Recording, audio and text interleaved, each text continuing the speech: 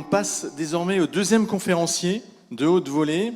Alors, après des études de sciences économiques, s'il vous plaît, à l'ULP de Strasbourg, un passage évidemment à l'EPFL, donc l'École Polytechnique Fédérale de Lausanne, et puis enfin à l'Université Libre de Bruxelles. Il est professeur d'économie écologique et co-directeur de l'Institut interfacultaire des transformations socio-écologiques de l'Université Libre de Bruxelles, dont il est par ailleurs également conseiller de la rectrice et dont il détient la chaire Environnement et Économie. Membre du Haut Comité pour une transition juste, mission du Conseil du gouvernement belge, il est aussi et surtout associé aux travaux de la présidence du Conseil de l'Union européenne, actuellement belge, jusqu'au 30 juin, si je ne m'abuse. Son livre « Économie écologique, une perspective européenne » s'inscrit dans cette optique, à savoir du Green Deal évoqué tout à l'heure par Yamina, à une société de post-croissance en passant par la transition juste. Alors, après une conférence où il œuvrait en octobre dernier, j'ai osé lui demander à la fin s'il était partant pour intervenir le 6 avril, et il m'a très simplement et gentiment répondu, mais bien entendu, si mon agenda le permet, et il est aujourd'hui là parmi nous, et je l'en remercie. Mesdames et messieurs, merci d'accueillir Tom Boller. Alors, et puis j'ajouterai, Marc, qu'il y a peut-être une présentation à faire, puisque nous avons un nouvel invité à la tribune. J'ai le plaisir aussi alors de vous présenter Daniel Mescaert, qui est le président du droit humain belge et qui remplace Sylvain Zegni, qui a dû partir. Donc voilà, c'est la raison de sa présence ici. Et je vais lui passer le micro pour quelques mots, ou pas? Oui, j'allais vous dire que Sylvain ne s'était pas métamorphosé, et que donc, pour que le droit humain international soit encore à la tribune, il m'a très gentiment demandé de le remplacer comme grand maître de la fédération belge. Voilà.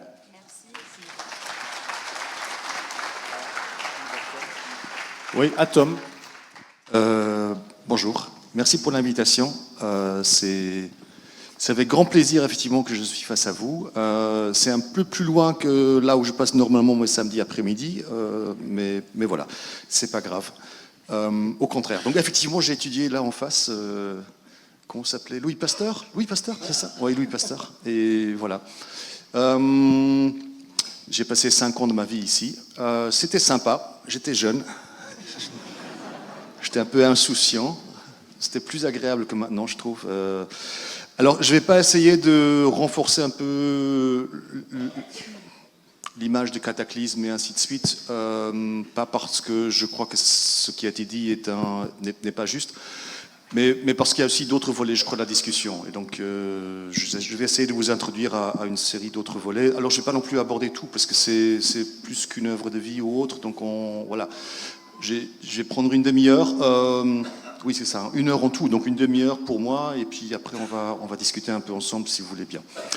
Donc voilà, j'ai changé un peu le titre et aussi un peu l'approche. Donc on m'a demandé de travailler ou de parler sur la post-croissance et la transition juste. Donc ça c'était il y a quelques mois. Maintenant, entre-temps, on a avancé, parce que c'est aussi un endroit où on avance beaucoup en termes de recherche et de connaissances.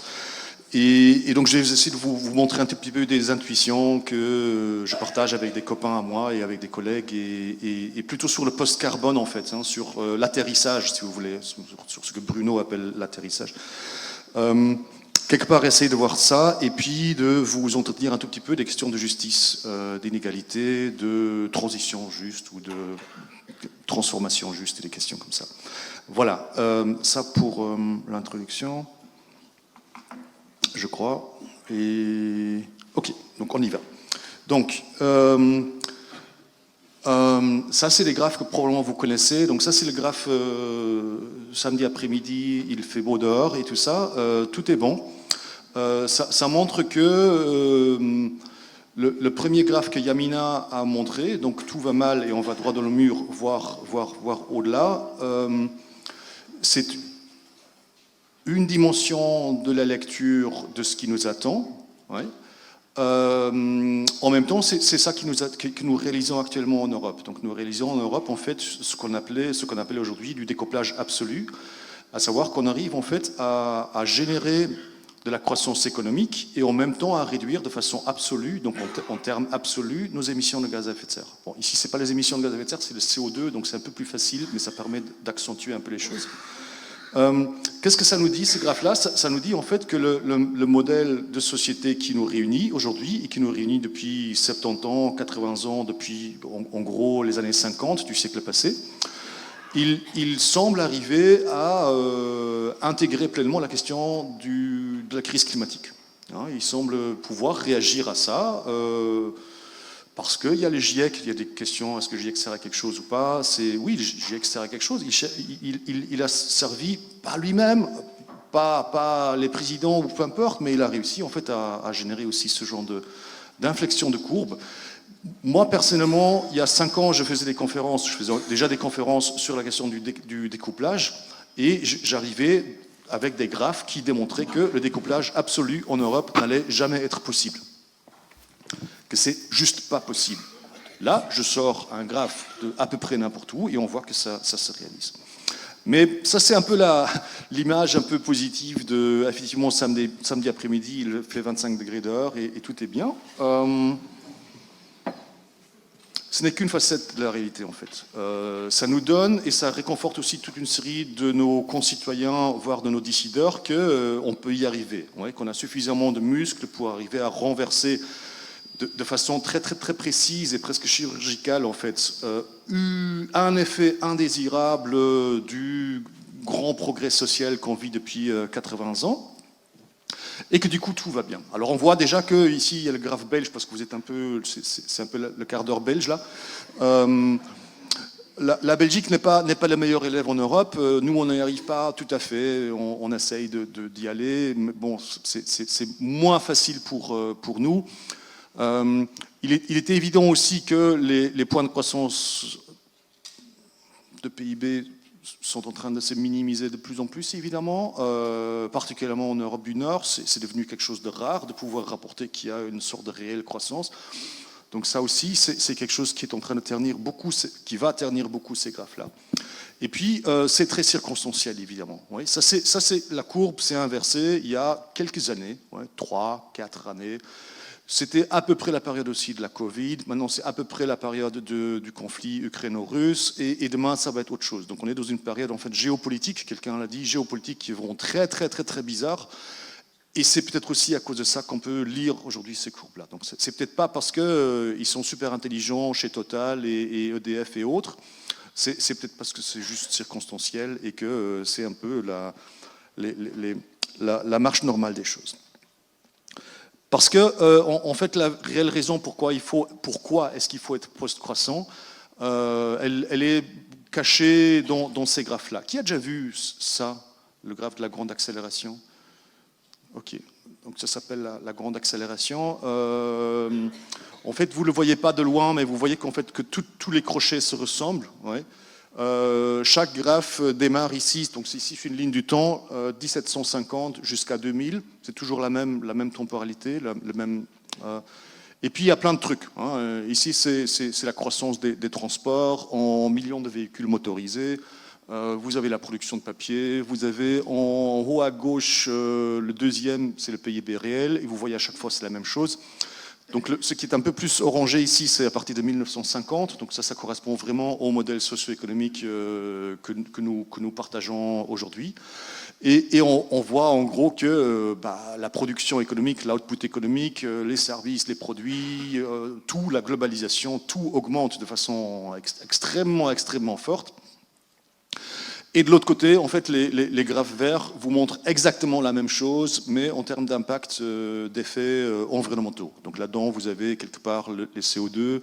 Oui, là en haut à gauche, tout en à gauche, c'est le dioxyde de carbone, donc ça c'est le CO2. Donc vous voyez que le CO2, en fait, la courbe de CO2 ressemble à toutes les autres courbes, en fait. Hein. Ça ressemble au papier, ça ressemble au PIB et ainsi de suite. Alors, il ne faut pas être très très intelligent pour comprendre qu'il y a probablement un lien entre ces deux choses-là. Ouais. Et donc ça, c'est ça qui nécessite en fait une post-croissance. Ouais, donc, s'il vous fallait des arguments et vous n'avez pas envie de lire, regardez juste ce graphe-là, franchement, parce qu'il faut vraiment pas beaucoup plus pour convaincre n'importe qui.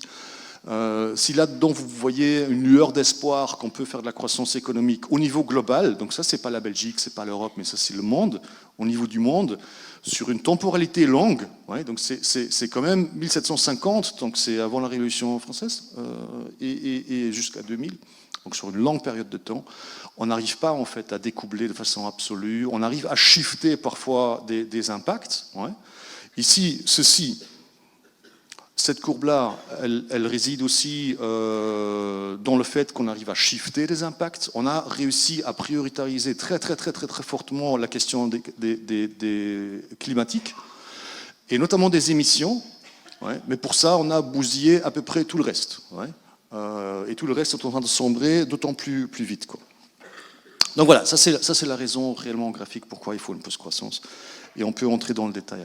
Donc la question c'est du coup, c'est quoi la post-croissance? Si c'est pas uniquement une question de PIB, parce que c'est souvent, ça se réduit à ça. Hein. Post-croissance, c'est l'idée, c'est le PIB le méchant, et donc il faut absolument aller au-delà du PIB, et forcément entrer dans une espèce d'ère de sobriété du PIB ou quelque chose comme ça, de décroissance, comme dirait Serge Latouche et autres, et donc il faut discuter en fait de ça. En fait, la question est beaucoup plus complexe, et vous le voyez là en fait, c'est l'entièreté du système qu'il faut changer, et c'est pas uniquement le système de production, mais c'est le système vraiment, l'ADN que nous avons collectivement construit et que nous réussissons chaque année, chaque jour à implémenter. C'est ça qu'il faut changer, et donc ça c'est la question de la post-croissance. La question de la post-croissance, elle est devenue depuis assez peu, 5 ans, 3 ans, quelque chose comme ça, vraiment depuis qu'il y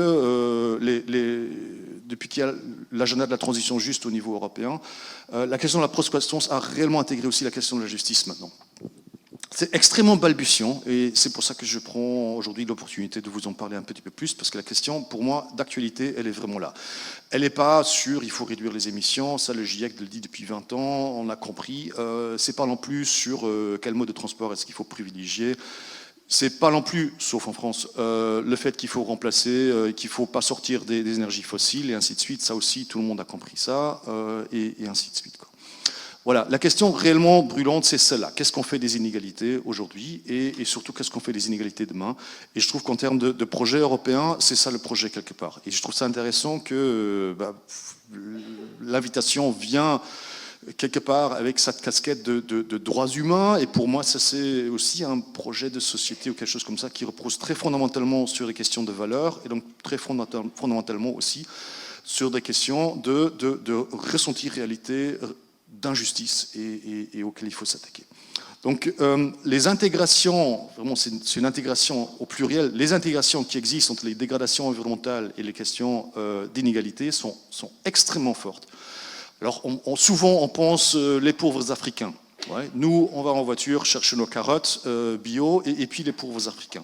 Effectivement, il y a les inégalités socio-environnementales nord-sud, pour les questions d'exploitation des ressources naturelles aussi, pour les questions de shifter des impacts environnementaux vers le sud, parce que c'est simple, ouais, parce qu'il n'y a pas de pouvoir politique, il n'y a pas de pouvoir économique là-bas, et donc forcément c'est simple de faire ça, et donc on y va. Mais les inégalités sont beaucoup plus multifacettes que ça, quoi, hein. Ne serait-ce qu'au niveau de quels sont les principes de justice qu'il faut invoquer.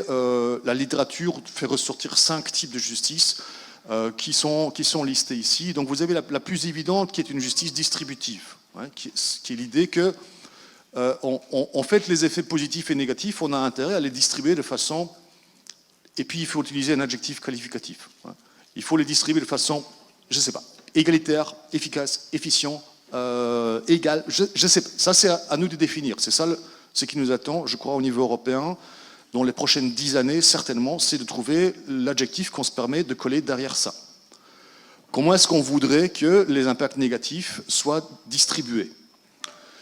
Si on les distribue de façon les plus efficiente possible, on va à peu près oublier les pauvres. Ouais, parce que c'est pas là que ça se situe. Si on continue, on arrive à imposer, ou vous arrivez à imposer un des 3 adjectifs vraiment de la Révolution française, à savoir l'égalité, alors à ce moment-là, le programme va être très différent.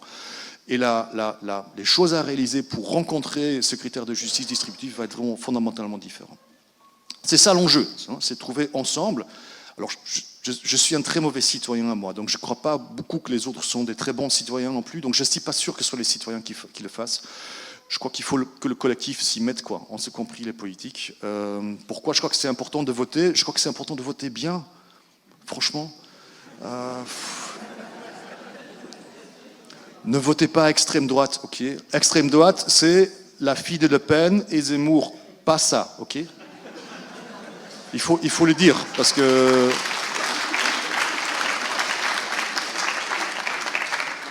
Parce que juste aller voter, si je vois les gens, les opinion polls avec juste les gens qui vont aller voter, ça va aller droit dans le mur. Donc il faut vraiment il faut bien voter, quoi. Vous pouvez voter de droite, mais pas vraiment pas. Alors ce qui est curieux, c'est que si vous poursuivez un certain agenda socio-écologique, vous pouvez tout à fait être tenté de voter extrême droite. Ouais. Ces questions-là ne sont pas du tout absentes à Marine Le Pen et aux autres. Que du contraire. Vous connaissez Serge Latouche?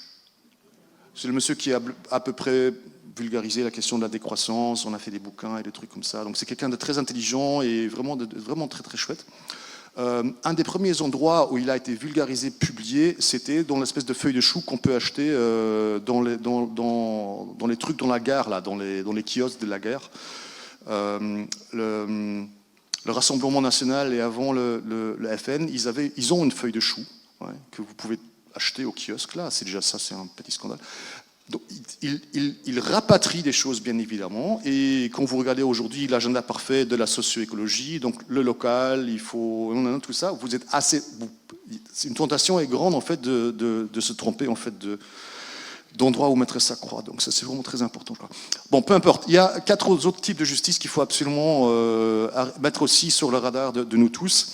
La première, c'est une justice de reconnaissance. Je crois qu'elle est très importante. Aujourd'hui, il y a des populations, des parties de la civilisation, des parties du monde du vivant, ouais, donc ça va au-delà des humains, du monde des vivants, qui n'ont pas accès au projet collectif. Alors c'est un peu difficile à imaginer, mais je crois demain il faut qu'on arrive en fait à inviter les vaches à ce qu'elles se mettent autour de la table de négociation au niveau de l'Europe. Ouais.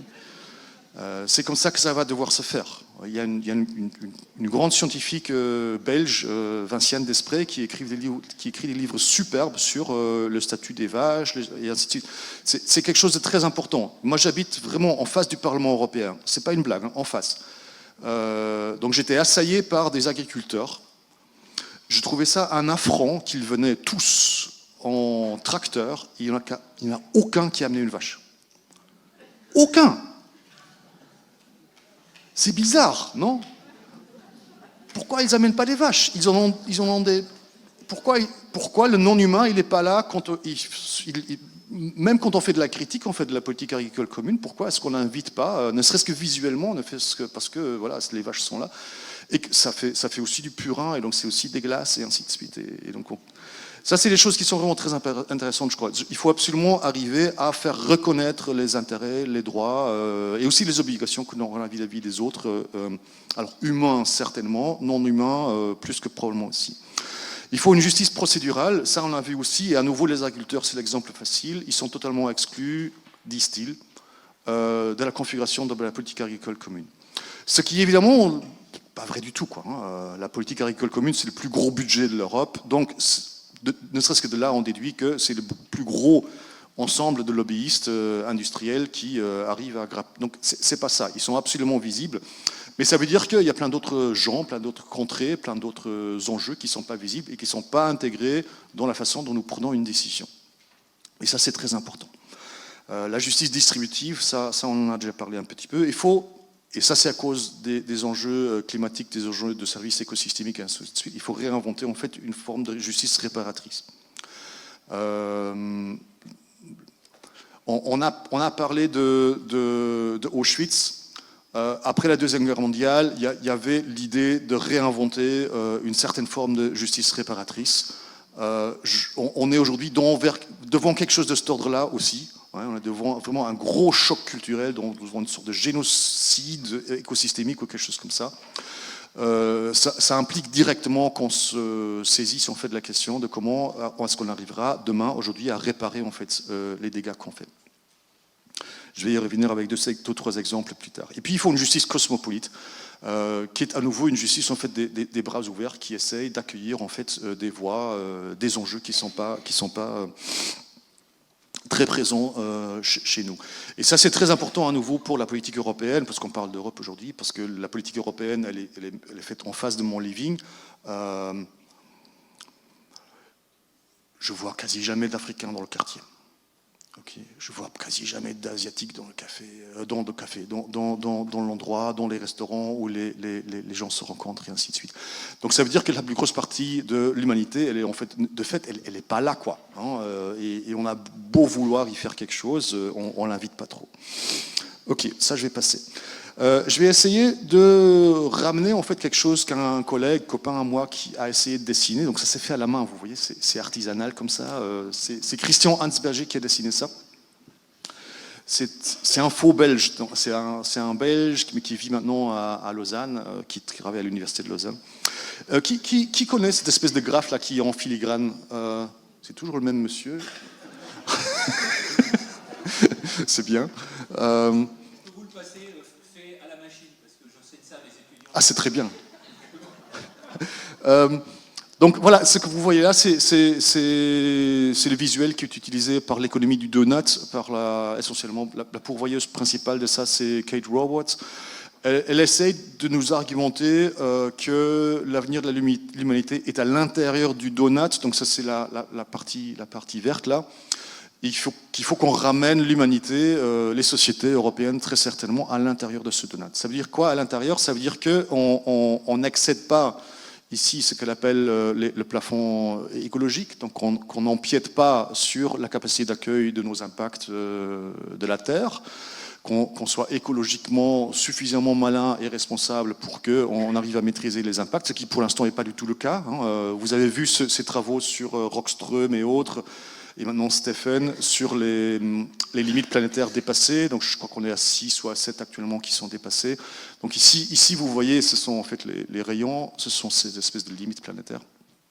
Ça c'est la partie de l'histoire qu'on connaît quand on s'intéresse un tout petit peu aux questions environnementales.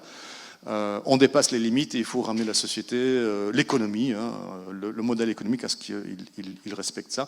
Et puis ce qu'elle a fait, c'est qu'elle a rajouté un plafond social en disant qu'à l'intérieur, en fait, il y a toute une série de choses qui font partie de ce qu'on voudrait, de notre idée de progrès social ou quelque chose comme ça, et qu'on voudrait absolument respecter, qui est un plafond non négociable de seuil qu'on voudrait absolument respecter dans une société moderne. C'est la question des emplois, de la voix, de la résilience et ainsi de suite, quoi. Et donc, dépendant de quel pays vous regardez, quelle région du monde vous voyez, il y a soit des dépassements très importants ici écologiques, donc ça c'est nous, ouais, ou alors les démocraties, pour autant qu'il y en a, n'arrivent pas à respecter le plafond social. Donc il n'y a personne encore qui a réussi en fait, à nous ramener dans ce donut. Et l'enjeu est là. Donc ça c'est la première image, elle est relativement facilement compréhensible. Ce qui est plus intéressant, et la suivante, c'est celle-là. Admettons un instant qu'on est arrivé à atterrir dans le donut, hein, donc qu'on arrive à respecter le plafond social et le plancher social et le plafond écologique. Et qu'on appelle cet endroit-là, futur, un peu imaginaire, espérons qu'il soit européen, la post-croissance. La société post-croissante, post-carbone si vous voulez, peu importe, post-colonialiste, vous pouvez appeler ça comme vous voulez, aujourd'hui on va appeler ça post-croissance. Cet endroit-là, il va lui-même être soumis à des dynamiques très fortes. Ce ne sera pas le paradis sur Terre. Tout comme l'après-deuxième guerre mondiale et les 30 glorieuses et tout ce qui s'en suivait n'était pas non plus le paradis sur Terre. On vivait un moment d'accélération d'activité économique avec une série de retombées sociales qui étaient tout à fait agréables, mais ce n'était pas non plus le paradis sur Terre du tout. Il y avait des famines, il y avait des gens qui étaient pauvres, il y avait des pauvretés des enfants comme il y en a maintenant, et ainsi de suite. Donc la distribution de du progrès social lui-même pose des problèmes énormes et va continuer à poser des problèmes énormes dans une situation de post-croissance. Et ce, même en Europe, bien évidemment. Donc c'est aussi très important à comprendre. Il faut qu'on ne va jamais atterrir dans un endroit où il n'y aura plus de questions de justice à traiter de façon frontale. Et ça ouvre en fait à toute une série de questions. Ça ouvre surtout la question de comment est-ce qu'on arrive demain à gérer en fait cette interaction ou cette dynamique que nous aurons entre le plancher social et le plafond socio-écologique. Parce qu'on pourra probablement affiner un tout petit peu les trajectoires en fonction de ce qu'on voudrait mettre en avant et en fonction de ce qu'on voudrait respecter. Peut-être en fonction des partis politiques, des projets de société et ainsi de suite, quoi. Ce qui nous intéressera aussi, c'est qu'est-ce qui est acceptable. Parce que les plafonds et les planchers ici sont théoriques. Ouais, on commence doucement à essayer de voir quels sont réellement ces seuils. Et généralement, on se rend la vie facile, on prend des seuils qui sont existants. Ouais, on prend le SMIC ou des trucs comme ça pour être le seuil socio-économique ou quelque chose de cet ordre-là. Mais la question vraiment se posera avec les 5 facettes de la justice de qu'est-ce qui n'est plus acceptable demain. Est-ce que demain, ça va continuer à être acceptable de ne pas inviter les vaches à la table de négociation de la prochaine politique agricole commune? Et on sait qu'on ne pourra pas inviter les vaches, bien évidemment, donc il faudra qu'on trouve une façon 1000 fois plus intelligente pour le faire que de dire que ce sont les lobbyistes du complexe agro-industriel qui représentent les vaches aussi. Parce que c'est ça qu'ils vont évidemment naturellement essayer de faire, donc l'enjeu est là aussi, c'est essayer d'inventer ces choses-là, ces dialogues, et d'essayer de trouver les clés de répartition de voix, d'importance, de pouvoir, et ainsi de suite, à l'intérieur de ce qu'on voudrait rendre acceptable. Aujourd'hui, il y a plein de choses que moi je trouve inacceptables, qu'on ne partage probablement pas ici, tous, et vous trouverez des choses qui sont inacceptables, que moi je trouve tout à fait acceptables, mais il faut que le dialogue s'installe sur ça, sur quoi, dans le projet du futur, qu'est-ce qu'on voudrait vraiment consentir à déclarer comme étant inacceptable. Sachant qu'aujourd'hui, on a toute une série de choses qu'on trouve totalement inacceptables. Généralement, je crois, en Europe, on trouve inacceptable que des enfants ne puissent pas aller à l'école. On trouve totalement inacceptable que des enfants ne puissent pas manger à leur faim. Ouais, des choses très, très, très, très simples qui nous semblent extrêmement évidentes et qui sont des barrières de ce qui est inacceptable. Et pour arriver à fournir ça, collectivement, on est prêts tous à y mettre le paquet. Ouais. On est prêt à payer pour. Ouais. On se pose en tout cas la question, c'est quoi le coût de la gratuité de l'école? C'est comme ça. Et on assume le coût. On ne se pose pas non plus la question, c'est quoi le coût de, je ne sais pas si c'est vous comme ça, le coût de la cantine gratuite à l'école? On dit, c'est comme ça. Point à barre. Ça va coûter quelque chose, mais on n'essaie pas d'optimiser les questions. Et donc c'est rendre ou mettre dans les cénacles de discussion toute une série d'autres pans en fait, de ce qui est acceptable et inacceptable. C'est ça un peu un des enjeux aussi, je crois, des élections européennes futures. Et puis, il faut anticiper les paradoxes et les relatifs, parce que les paradoxes, il y en a énormément qui nous attendent, en fait. Alors, les paradoxes et acceptables, inacceptables, il y en a une notamment là, et qui a trait à la gestion des élites. Ouais. On a un réel enjeu de ce côté-là. Alors, c'est pas parce que tous ceux qui volent en avion tout le temps et qui ont une vieille voiture sont des méchants. C'est pas du tout ça. Si vous regardez en fait, et la France là, elle a fait un gros pas en avant par rapport à pratiquement tous les autres pays européens, parce que l'INSEE arrive à produire des statistiques sur les plus riches, et on voit que le dernier décile, donc le 10% des Français les plus riches, pour faire simple, ils ont en fait des impacts carbone. Alors c'est simplifié parce que c'est uniquement le carbone, c'est pas très complet. Leur impact carbone n'est pas du tout homogène. Il y a dans le paquet des 10% les plus riches, il y a une grande partie, pas la majorité, pas beaucoup, mais une grande partie d'entre eux qui mènent des vies des ménages, qui ont des impacts climatiques qui sont moins importants que ceux du premier décile. Donc les 10% les plus pauvres, en moyenne, il y en a qui ont en moyenne des impacts environnementaux, des carbone par exemple, plus importants qu'une partie non négligeable en fait, des 10% plus riches. Qu'est-ce qu'on fait avec cet enseignement-là? Comment on traite ça? Qu'est-ce qu'on fait aussi avec ça? Donc ça c'est une image qui est c'est une espèce de garage d'oldtimer en Belgique. En Belgique, un peu comme à Paris, à Bruxelles, pardon, un peu comme à Paris, on est en train, ou dans d'autres métropoles, je crois à travers le monde du Nord, on est en train de commencer à intégrer la question de la voiture. C'est pas bon. Okay. À Bruxelles, ils ont même foutu des espèces de périphes, ce qu'à Paris, les périphes, ils ont foutu à travers le centre-ville comme ça. Donc ils étaient à la masse, quoi, hein, quasiment. On a compris que c'est pas ça qui va nous amener ou devrait nous amener dans le 3e millénaire et qu'il faut changer, quoi. Donc on a une LEZ, une Low Emission Zone, une émission basse émission, ouais, forcément. Si vous avez une voiture comme ça ne va pas aller. Et puis vous savez aussi qu'on a déjà des objectifs communs, collectifs, européens, sur l'abandon de la voiture à combustion interne thermique. Ouais, demain, il n'y aura plus de voitures qui vont consommer du pétrole ou du diesel. Alors il y a le chipotage sur les dates et ainsi de suite. Si vous pensez ça jusqu'au bout, ça veut dire que demain, à Bruxelles, il y aura plus aucune raison commerciale de vendre de l'essence. Okay, ce sera juste pas rentable. Et si vous regardez ce que font les grands pétroliers, pour l'instant, ils sont à peu près tous en train de vendre des stations d'essence. Parce que c'est devenu très lourd au niveau de la législation environnementale, parce que toutes les stations d'essence en ville partent. Et puis de toute façon, ils savent que demain, leur business est ailleurs. Et donc, ils sont en train de shifter. Alors, d'abord, ils les franchisent, et puis après, ils se disent, bon, demain, on va faire de l'électricité ou des trucs comme ça, quoi. Donc cette dynamique, elle est en route. Qu'elle soit bien ou pas bien, peu importe, c'est pas la discussion. La discussion, c'est il y aura une classe privilégiée de Bruxellois qui va avoir des oldtimers, qui sont des voitures qui sont souvent extrêmement chères, et où pour l'instant, on est dans une espèce de voie directe sur la patrimonialisation. Ouais. C'est ce qu'on a vécu il y a 50, 70, 80 ans avec le patrimoine bâti. On a une législation extrêmement stricte de ce que vous pouvez faire avec un bâtiment qui a été classé. À Bruxelles, c'est l'enfer. Ouais, moi, j'habite dans un truc comme ça, et je vous dis, pour l'isoler, oubliez. Donc, ces voitures-là, ou certaines d'entre elles, vont être patrimonialisées. En gros, elles vont avoir un statut de conservation, ou de mise en conservation. Il n'y aura plus de stations d'essence. En toute logique, parce que c'est l'État qui impose une conservation et une patrimonialisation, c'est l'État qui va devoir mettre en place le système de distribution d'essence. Pour ça. Ça veut dire qu'à peu près pour au moins la moitié aisée de la société belge ou française, ou peu importe, ou européenne.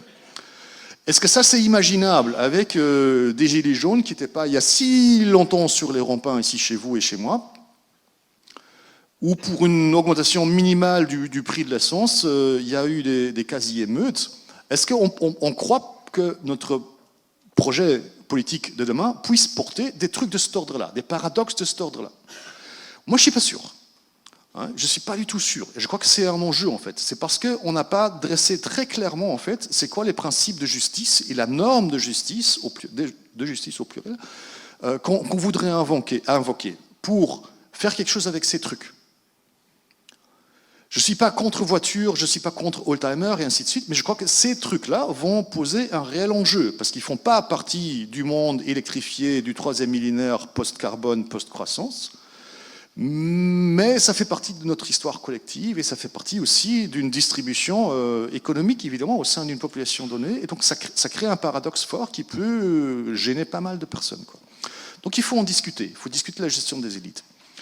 Ça implique aussi des questions qui ne sont pas tellement élitaires, qui sont la gestion, par exemple, des vols d'avion. Il faut commencer à en parler de façon sérieuse, pas sur les espèces de jets privés, la discussion que vous avez eue en France, qui est totalement idiote, mais vraiment sur le vol des avions. C'est ça qui est important. Ouais, c'est pas si LVMH fait un voyage quelque part, c'est pas ça qui importe, quoi. C'est qu'on on va à Torremolinos ou en Sicile ou à New York ou des trucs comme ça. Deuxième problème.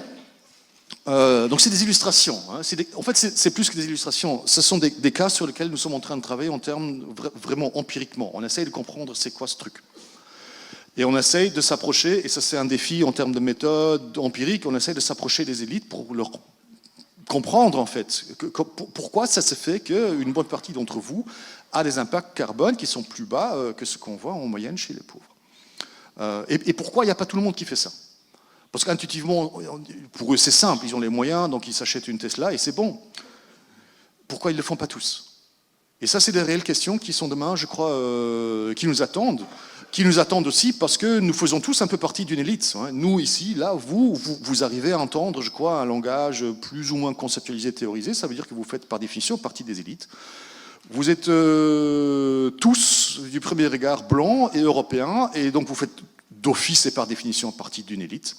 Si on regarde l'humanité, on fait, là, nous ici, on fait partie du 1% les plus élitaires, quoi. Ok, prochaine question à gérer. Donc ça, c'est un problème belge plus que français, encore que vous avez d'autres problèmes, je crois, qui correspondent à ça aussi. C'est la gestion des classes moyennes. En Belgique et surtout en Flandre, donc la Flandre, c'est la partie nord de la Belgique, qui est flamande, qui a des comportements de vote un peu hasardeux, pour le dire comme ça, et qui en fait ont réussi à parfaire un système d'aménagement du territoire bien belge, à savoir, ils se sont totalement foutus du fait où les gens s'installaient, et donc ils ont réussi à générer de façon totalement couverte, en fait, sur l'entièreté de la Flandre, des situations de cet ordre-là. C'est-à-dire que les gens se mettent, en fait, le long des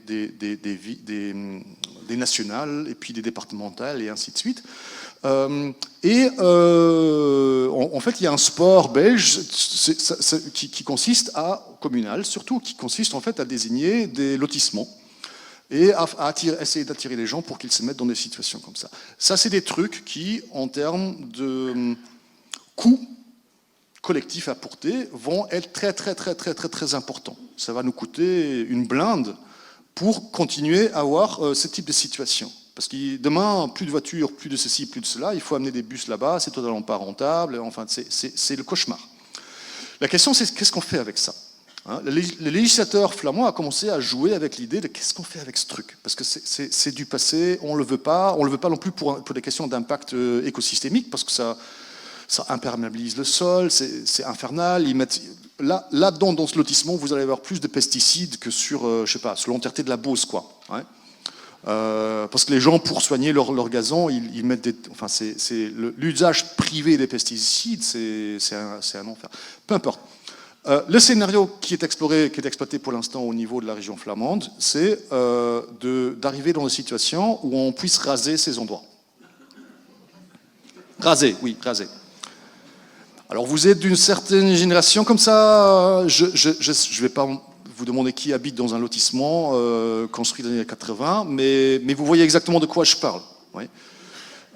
Ces lotissements ont une raison d'être. On veut faire hériter ça, on y a mis du jus de muscle et ainsi de suite, et donc c'est important. Et on ne peut pas juste y aller avec un bulldozer et raser. Donc la question, c'est quels sont les modes de compensation qu'il faut inventer pour que les gens soient prêts à céder leur propriété immobilière, pour laquelle ils ont, la plupart du temps, travaillé toute leur vie, pour qu'on puisse en fait s'en débarrasser collectivement pour des raisons de justice socio-écologique. Ça, c'est vraiment la question. Et des lotissements comme ça, il y en a tous les 3 kilomètres. Donc c'est un réel enjeu. Si on peut s'en débarrasser, on fait un réel pas en avant. Si pas, on continue à avoir un réel problème et on va devoir en porter les conséquences en termes de coûts, d'accessibilité, de rendre... C'est infernal aussi pour les écoles, enfin c'est infernal pour plein de trucs, quoi. Moi, je ne sais pas ce qu'il faut faire. Mais là, on n'entre plus dans la gestion des élites, mais on rentre dans la gestion des classes moyennes. Des trucs comme ça, des exemples comme ça nous concernent tous. Et on va tous être amenés devant des situations qui vont être très douloureuses, qu'on aurait tendance à ne pas vouloir porter. Donc il vaut mieux qu'on s'est mis d'accord d'abord sur les principes de justice, sur vraiment le modèle de valeur, en fait, quelque part, qu'on voudrait prendre collectivement à bras-le-corps, pour qu'ensuite, ça devient inéluctable qu'on doive, en fait, bouger ou être bougé dans l'un ou l'autre sens.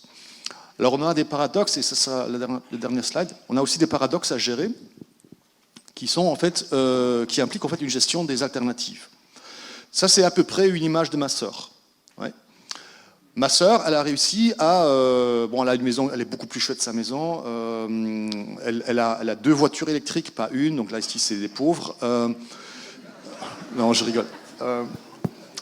Elle a réussi parce que là où elle habite, il y a une volonté très forte, en fait, de pousser l'électrification des ménages.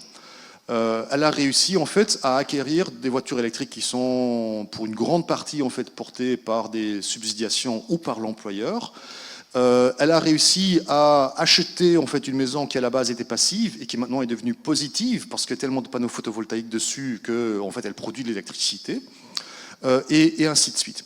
Elle fait partie en fait de cette espèce d'élite des alternatives, de ceux qui sont déjà arrivés, atterris au 3e millénaire en fait, parce qu'elle a zéro impact climatique. Enfin, sur certains aspects de sa consommation, ok ?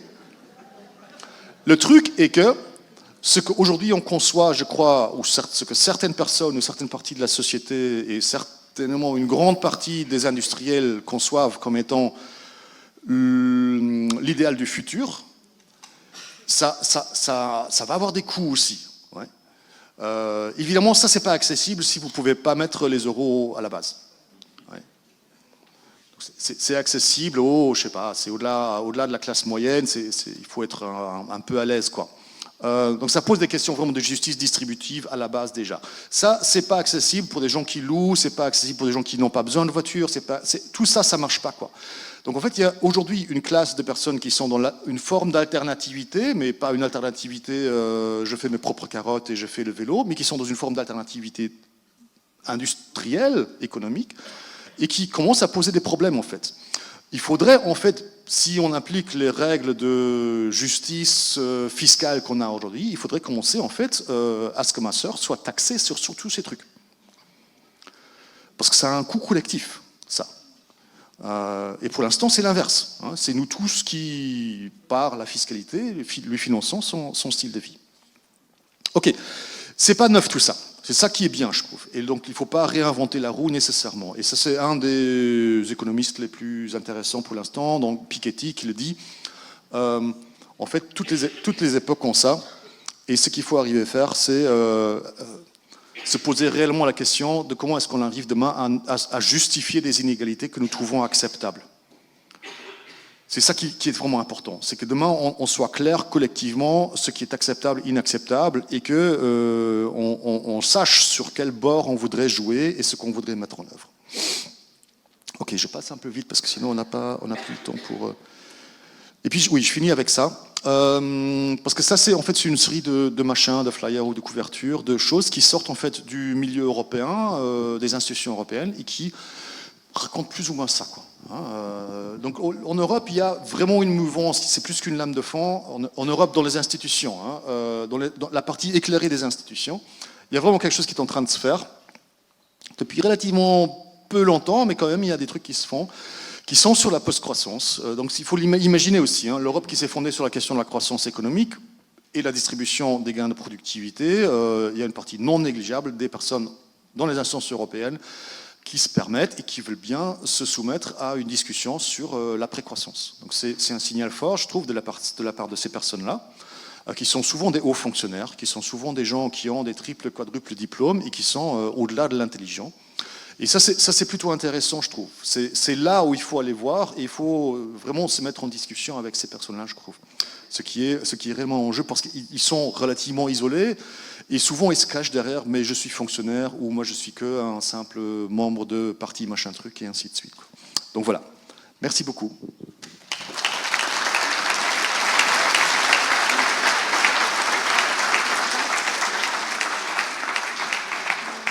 Oui. Ingrid, on va passer le micro justement pour ne pas trop tarder. On va tout de suite prendre les questions dans la salle.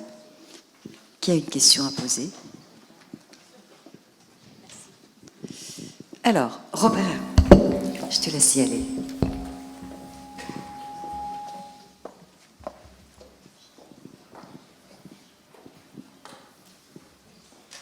Merci beaucoup. Merci monsieur pour votre exposé. J'ai envie de dire qu'il donne envie de se battre avec vous, alors que tout à l'heure on avait un peu envie de baisser les bras et de se dire que rien n'était possible, en tout cas collectivement, et que le peuple qui s'organiserait de manière collective sans autre forme de volonté que celle d'être ensemble pour des objectifs non définis en commun paraît quand même quelque chose d'assez aléatoire. J'arrêterai là le propos sur cet aspect-là, mais merci d'aborder la question par la clé des inégalités. Je pense que notre société aujourd'hui est extrêmement clivante et que si on a les projections de vote du Front National aujourd'hui en Europe, c'est certainement parce qu'on n'a pas suffisamment entendu ce que vous disiez et ce que disent un certain nombre de chercheurs sur cette question-là. Dans les quartiers, les gens ne peuvent pas, je veux dire, répondre à un certain nombre de sollicitations sur le plan environnemental quand la seule question, c'est comment on mange chaque jour. Et cette difficulté est posée. J'en viens à ma question. Est-ce que vous ne pensez pas que les systèmes de gestion de nos États aujourd'hui, je parle évidemment plutôt particulièrement pour la France, 33 000 communes, un système de fiscalité qui fait que les communes ne peuvent survivre qu'à la condition de générer de la recette fiscale à partir de la création d'entreprises, amène exactement à l'inverse du système que vous êtes en train de prôner, c'est-à-dire un système où on artificialise moins les sols, où on essaye d'éviter l'étalement urbain. Et pour aller un peu plus loin dans le détail, les ZFE qui correspondent à la LES de Bruxelles montrent aujourd'hui un schéma qui amène les entreprises à quitter ces zones parce qu'elles sont trop restreintes sur le plan géographique pour s'installer en bordure de ces zones, pour échapper à la réglementation, je dirais, qui devrait amener chacun à limiter ses pollutions.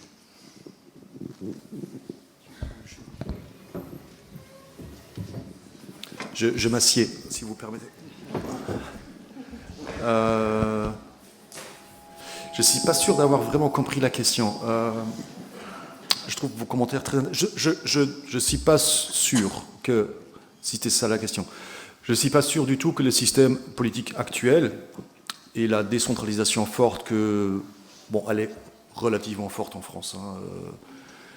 C'est toujours un peu drôle, parce que quand on fait des choses en France comme ça, et en général, ça dure 5 minutes avant que quelqu'un dise « Monsieur le Président de la République ». Exactement, c'est ça qui se fait, quoi. Si vous êtes attentif, ça dure 5 minutes avant que quelqu'un dise... Mais bon, je ne sais pas. Je ne sais pas quel est le système de collectif qui permettrait, en fait, d'inverser aussi radicalement la situation. Je ne sais pas. J'espère qu'on ne va pas devoir passer par... parce que certains chercheurs amènent du matériel empirique, des données qu'ils essayent d'interpréter pour dire qu'il faut une bonne guerre, quelque chose comme ça, ou un bon dictateur, ou un truc de cet ordre-là. J'espère qu'on ne va pas devoir passer par cette case-là. Je ne suis pas très certain que le système politique actuel, là, aujourd'hui, depuis le début du depuis les années 2010, donc vraiment le système actuel aujourd'hui, il ne nous permet pas, je crois, de relever les choses suffisamment vite. Ça ne veut pas dire qu'il y a des choses qui ne se passent pas. On le voit au niveau européen, von der Leyen, elle fait des trucs. Ouais, elle voudrait, et quand on l'entend parler, moins il y a de gens, plus elle est virulente dans ce qu'elle dit. Mais évidemment, elle a des forces en face d'elle qui ne lui permettent pas du tout. Et puis, c'est une politicienne. Elle est de droite, et donc elle doit nourrir aussi la droite, et ainsi de suite. Donc, je ne sais pas quel va être le système politique qui nous permettra d'aller dans la bonne direction. Je sais que ce n'est pas exactement le système actuel, et j'espère que ce n'est pas un système dictatorial qui s'imposera par lui-même. Je ne crois pas trop dans le citoyen. Je trouve que les assemblées sont évidemment une forme de représentativité citoyenne, et il faudrait que ça passe par quelque chose comme ça, quoi. En Belgique, pour l'instant, on joue beaucoup, mais pour toute une série d'autres raisons, on joue beaucoup avec des formes de déprofessionnalisation de la vie politique, où on essaye de ramener des citoyens par tirage au sort, par exemple, dans les assemblées. C'est peut-être une version intermédiaire pour contrer un certain nombre de questions, pour pouvoir vraiment tacler un certain nombre de questions épineuses. Parce que, évidemment, les hommes et les femmes politiques sont là parce qu'elles représentent un micro-fragment des intérêts du collectif. C'est comme ça que ça fonctionne. Si vous venez d'une région, si vous venez en tant qu'élu d'une région agricole ou viticole, vous allez essayer de défendre le Riesling. C'est pour ça que vous êtes là, quoi. Donc, c'est pour contrer ça un tout petit peu. Peut-être une idée, c'est de se dire on va abolir un certain nombre de chambres. Par exemple, en Belgique, le Sénat, ça ne sert à rien. Je ne sais pas, chez vous,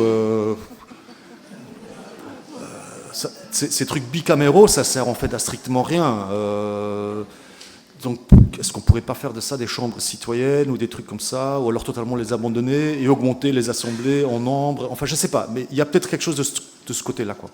Réinventer légèrement la démocratie représentative. Merci. Alors, juste pour finir, je crois que c'était aussi intéressant à cause de vous.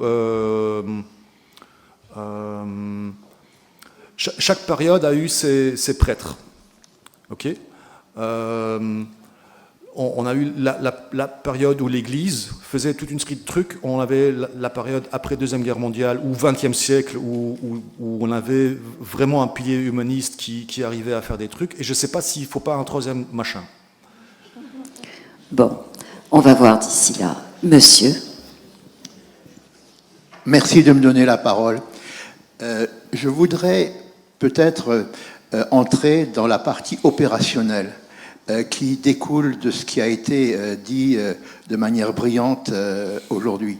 Bien sûr que je suis tout à fait en accord avec ce qui vient d'être dit. Ce qui m'embête un peu plus, c'est que pour mettre en place sur le terrain toutes les actions qui permettraient de modifier cette déroute mondiale en direction d'une quasi inexistante, pour mettre tout ça en œuvre, on se sent seul. Et je suis élu depuis une quinzaine d'années. Après avoir pris ma retraite, je suis devenu maire, président de communauté de communes, président de pôle d'excellence et rural, entre Strasbourg et Karlsruhe, donc deux grandes métropoles européennes. Et nous avons toute une série d'actions que nous mettons en œuvre, mais où nous sommes seuls. Je prends un exemple, celui de la mobilité. Au niveau de la mobilité, pour éviter que l'axe autoroutier Hambourg-Francfort-Bâle et Strasbourg-Paris se croisent chez nous avec des densités de véhicules invraisemblables qui polluent notre air. Par rapport à ça, quelles actions menons-nous? Eh bien, c'est par exemple de mettre en route des démarches de la mobilité. Je prends comme exemple le covoiturage, où l'établissement public paye le coût du covoiturage. Je pense aux voies cyclables. Nous avons un programme de 175 km de voies cyclables. C'est un budget de 30 millions d'euros. Il faut le trouver, il faut réorienter l'argent à partir d'autres choses. Nous avons ensuite la nécessité d'obtenir plus de trains venant de la SNCF. Je suis très pratique, peut-être que je vous embête un peu, mais c'est notre réalité au quotidien. Il faudrait 5 ou 10 trains en plus tous les jours. SNCF est incapable de les produire. Nous aurions des centaines de véhicules qui n'iraient pas en direction de l'Eurométropole ou en direction du Pays de Bade ou en direction de Karlsruhe.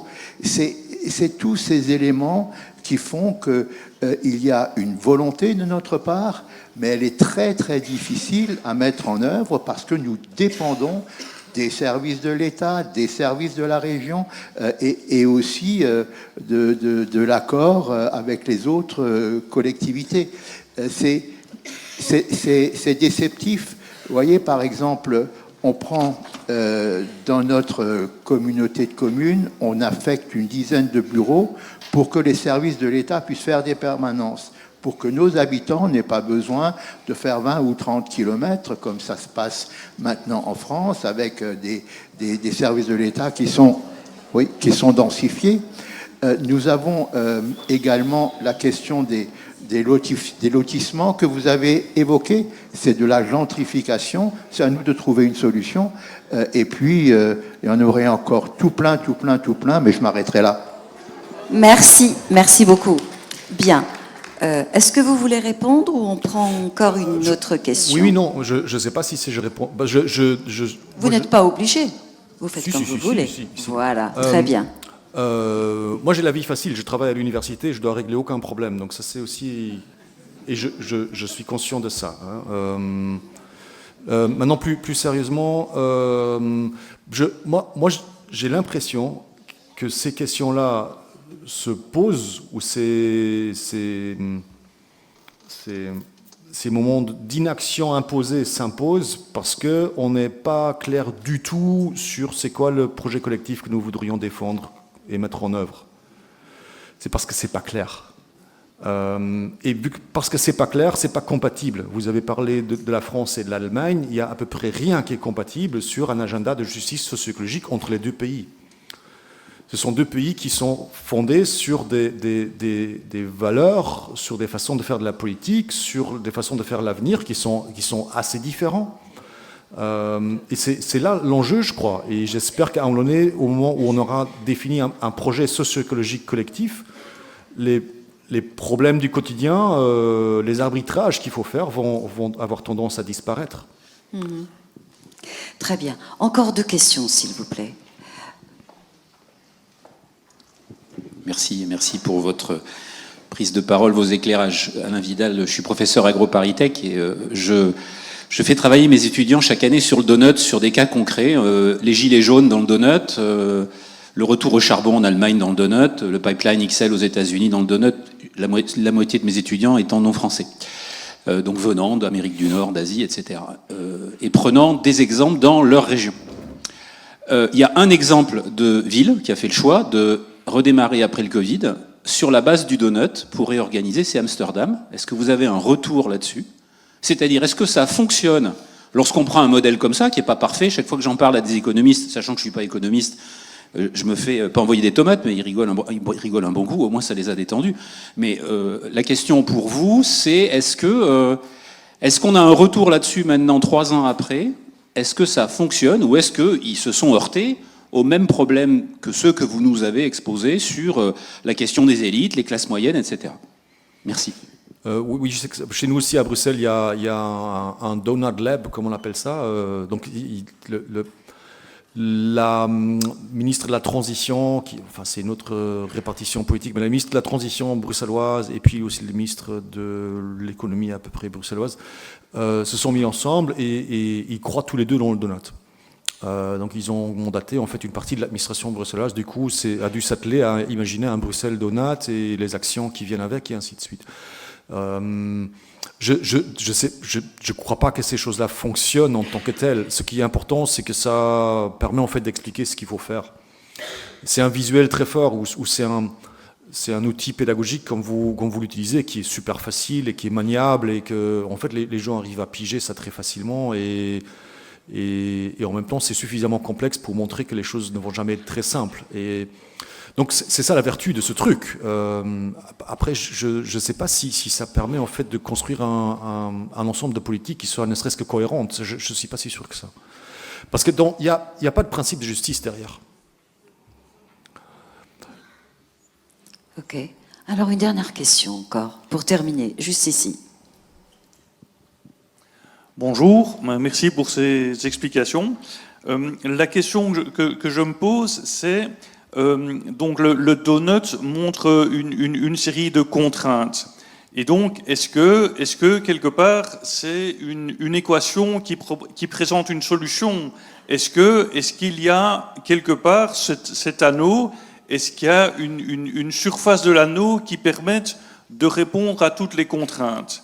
Et donc, la question suivante que je me pose, c'est est-ce qu'on va y arriver empiriquement? Est-ce qu'on va, en donnant des petits coups à droite et à gauche, se diriger du mieux qu'on peut vers un endroit de la surface du donut qui est plus désirable qu'un endroit soit à l'extérieur, soit à l'intérieur du donut?